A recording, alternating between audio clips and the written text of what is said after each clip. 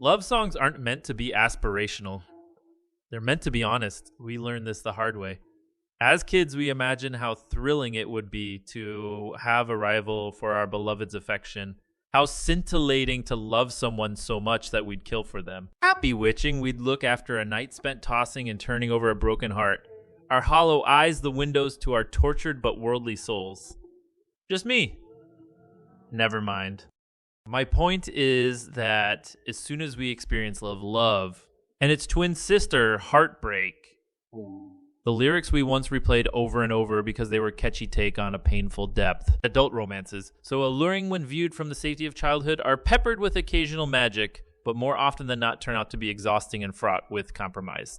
Like so many grown-up experiences, they involve far more work than we bargained for. This was the spirit in which, after a dozen or so listens, I embraced Beyoncé's reimagining of Dolly Parton's 1970s classic Jolene.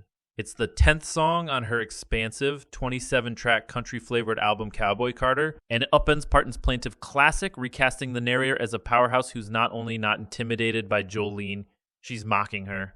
Where Parton pleaded, "I'm begging of you, please don't take my man," Beyoncé purrs, "I'm warning you, don't come for my man." Where Parton yielded, "I cannot compete with you, Jolene," Beyoncé menaces, "You don't want no heat with me, Jolene." Listeners are divided over what to make of the rewrite. Rapper Azealia Banks described the new lyrics as forced on her Instagram stories and ridiculed the notion that an imaginary adversary could find Beyoncé's man Jay-Z even remotely attractive. Others have flagged the slightly yikes couplet, "I raised that man hand, raised his kids," with one commenter observing, "Jolene is not the problem, sweetie. Your boy is..." I mean, yeah, aren't adult men responsible for their own choices?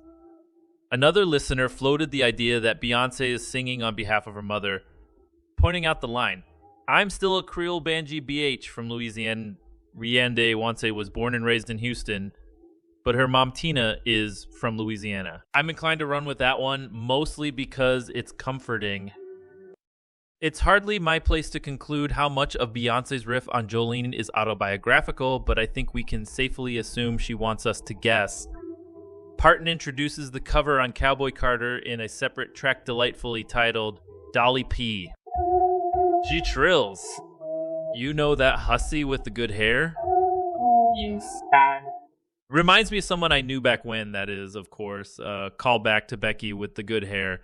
The character Beyoncé introduced in her 2016 single, Sorry. The song prompted frenzied speculation that Jay-Z had cheated on her. Jay-Z later admitted he had been unfaithful on his 2017 album 444. Sorry also included the iconic line, "Today I regret the night I put that ring on," widely read as a nod to Beyoncé's 2008 hit, "Single Ladies Pew a Ring on It," and so on and so on. Though her art consistently supercharges fans' suspicions, Beyoncé has always kept her cards close to her chest in real life. She's never confirmed whether Becky represents a specific person or whether Sorry is even linked to her husband's infidelity. She doesn't relay her personal histories explicitly. She writes stories. One has to assume that given her superstardom has spanned several decades, she does so knowing full well they'll be dissected and spun in 1,000 directions. That approach applies perfectly to country music that she insists Cowboy Carter is a Beyoncé's album, not a country album. The flourishes are theatrical and tantalizing, but evocative of something earthy and real. In Daughter, the track that follows Jolene on Cowboy Carter, Beyoncé continues on the theme of adultery.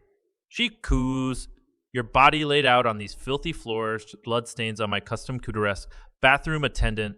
Let me write this. She was a big fan. It's juicy, but the refrain's more interesting. It goes, if you cross me, I'm just like my father.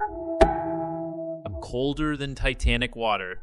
There's an undertone of generational pain, also hinted at throughout Jolene, that suggests a deeper, more formative narrative than that of a cheating husband.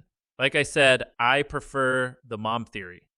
Whether or not Beyoncé's Jolene has anything to do with her real life, or anyone's, I think it's a mistake to see it as a departure from Parton's version. Yes, it's a tonal U-turn, and yes, it's frustrating in this day and age to hear a woman stand off with a potential rival rather than her treacherous lover. But isn't that what the love of classic songs is? Unwieldy and unreasonable. For someone cycling through the stages of post-cheating grief, Beyoncé's Jolene reads like the anger prequel to Dolly's bargaining Jolene. As listeners, the point isn't to imitate either of them or to know the roots of every phrase. It's to feel what they feel. Love songs aren't meant to be aspirational. They're meant to be honest.